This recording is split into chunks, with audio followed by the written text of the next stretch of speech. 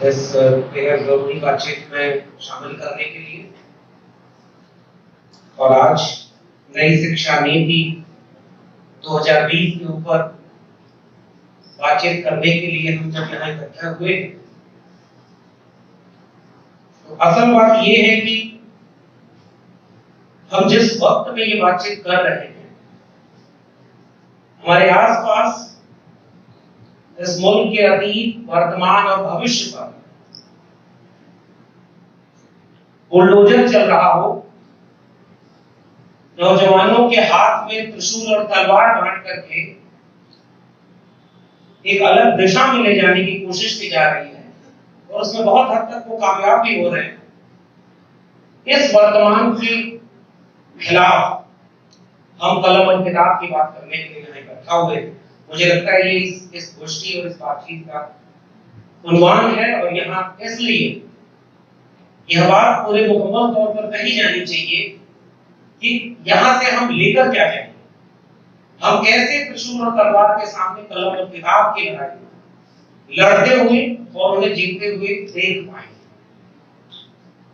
मेरे हाथ में एक दस्तावेज है और मैं जब आया तो प्रोफेसर पूर्वानंद बोल रहे थे और उन्होंने बहुत महत्वपूर्ण बात कही, उसी को जोड़ करके अपनी बात कह रहा हूं कि इस दस्तावेज में या इसके पहले मैंने भी बहुत विस्तार में इस पर लिखा और वीडियोस भी बनाई जो लाखों लोगों ने देखी कि नई शिक्षा नीति का जो दस्तावेज था, उस दस्तावेज में क्या क्या है,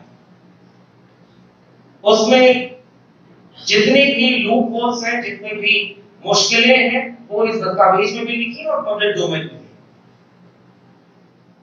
हमें इसकी बातचीत को, इन शब्दावलियों को कैसे आसान भाषा में जनता तक ले जाना है, इस पर बात करनी चाहिए। मसलन जब मैं एक बात देखता हूं कि हम कहते हैं कि शिक्षा बिक गई, पूरी नई शिक्षा नीति शिक्षा को बेचे जाने का एक दस्तावेज है, तो इसे समझाना पड़ेगा कि कैसे, यानी और वो भी उस वक्त समझाना है जिस वक्त में बुद्धिजीवी होना गाली बनाया जा चुका है, विश्वविद्यालयों पर हमले बदस्तूर जारी है। मैं जिस विश्वविद्यालय से हूं, हालांकि मैं अभी एडहॉक प्रोफेसर हूं, इसी दिल्ली विश्वविद्यालय में 10,000 में से तकरीबन 5,000 मेरे जैसे एडहॉक प्रोफेसर। बाहर लोग नहीं जानते कि हम एडहॉक मतलब क्या, तो हम उन्हें बताते हैं कि हम 4 महीने के रिचार्ज कूपन पर पढ़ाने के लिए भेजे जाते हैं। दावा विश्व गुरु का और गुरुओं की हालत ऐसी।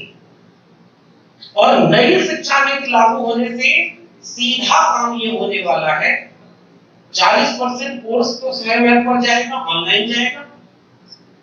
वर्कलोड जो बना है 5+1 का वो 3+1 हो गया। ये मैं दिल्ली के लोगों के लिए बता रहा हूं, बाकी जगहों पर वर्क कैलकुलेट ही नहीं होते ढंग से।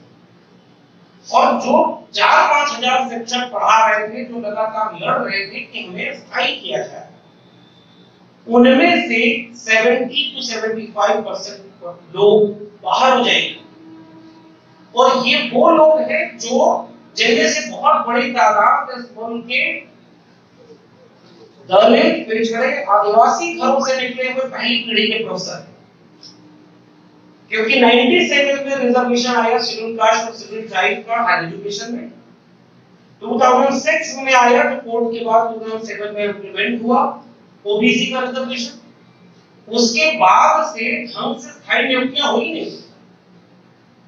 और मैंने जब आरटीआई लगाई 1 जनवरी 2020 में, तो ये पाया कि 97% पोस्ट जो प्रोफेसर की है schedule caste, schedule tribe and OBC की, उसमें वो वैकेंट है, उस पर कोई परमानेंट अपॉइंटमेंट नहीं हुआ, असिस्टेंट प्रोफेसर पर हुआ। इसका मतलब क्या है?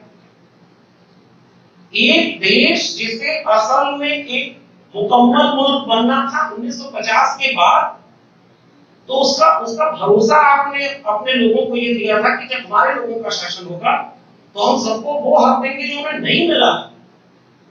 इस मुल्क की बहुत बड़ी आबादी को शिक्षा का अधिकार नहीं मिला। तो जो एक राष्ट्र बनने की प्रक्रिया थी, उनमें से सबसे महंगी जिम्मेदारी इस मुल्क के विश्वविद्यालयों पर थी। जो समावेशी होते और वो विश्वविद्यालय समाज के सामने एक नजीर पेश करते कि जैसे एक विश्वविद्यालय एक कक्षा समावेशी हमने बनाई, वैसे एक राष्ट्र, एक समाज भी समावेशी बनाना है।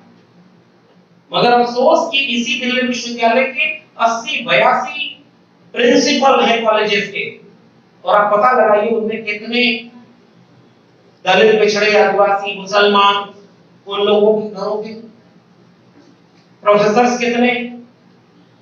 हमने अपनी कक्षाओं को भी समावेशी नहीं बनाया, हमने अपने स्टाफ को भी समावेशी नहीं बनाया, इसलिए क्योंकि हम चाहते ही नहीं थे कि वो लोग हमारी मंशा ठीक नहीं, और ये केवल के सरकार की मंशा पर सवाल नहीं उठा। 1990 के बाद जब से न्यू लिबरल पॉलिसीज आई है, उसके बाद से शिक्षा के बेचे जाने के थोड़े थोड़े कैप्सूल निर्देश दिए गए। वर्तमान सरकार उन्हीं कामों को, उन्हीं नीतियों को निर्लज्जता से, अनैतिकता से और बहुत तीव्र गति से कर रहे हैं। ये मेरा कहना है। अब इसका क्यों मैं ऐसी बात कह रहा हूं, क्योंकि स्कूलों के खोले जाने का दस्तावेज कहता है पहली सरकारों ने कुछ एक अच्छे काम किए, राइट टू एजुकेशन, और उनमें भी मुझे याद आता है संयुक्त मोर्चा की सरकार थी, वीपी सिंह की सरकार थी, सोशल जस्टिस कमेटी बनाई गई थी, मधु दंडवत उसमें थे, रामविलास पासवान थे, तमाम लोग। उन्होंने जो अपना रिप्रेजेंटेशन दिया था उनमें right to work, right to health, right to food, ये सारी चीजें लागू करने की बात की गई थी, जो लागू हुई 2006 यानी स्टेट की जिम्मेदारी है कि किसी की जेब में पैसा है कि नहीं, कौन सा व्यक्ति किस जाति से आता है, किस क्षेत्र से आता है, किस भाषा का बोलने वाला, इससे न तय हो कि उसकी तालीम कहां तक जाए, वो किन विश्वविद्यालयों में पढ़ाई करेगा या करेगी।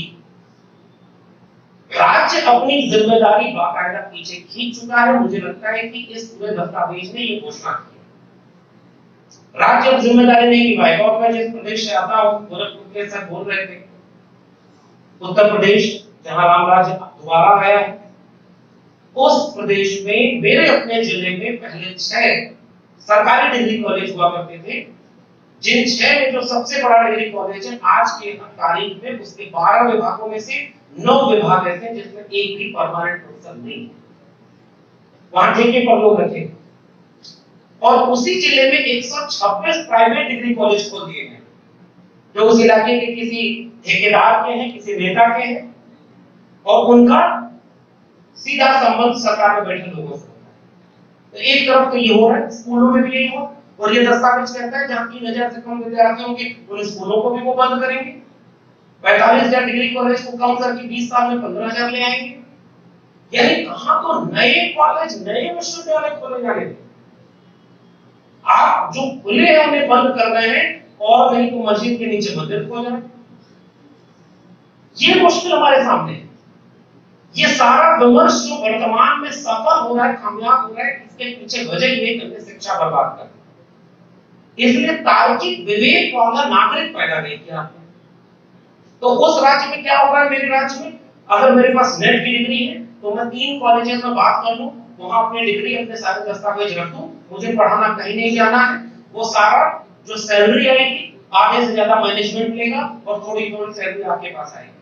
पिछले दिनों एक सेक्शन सस्पेंड हुआ, 23 कॉलेज में पढ़ा था।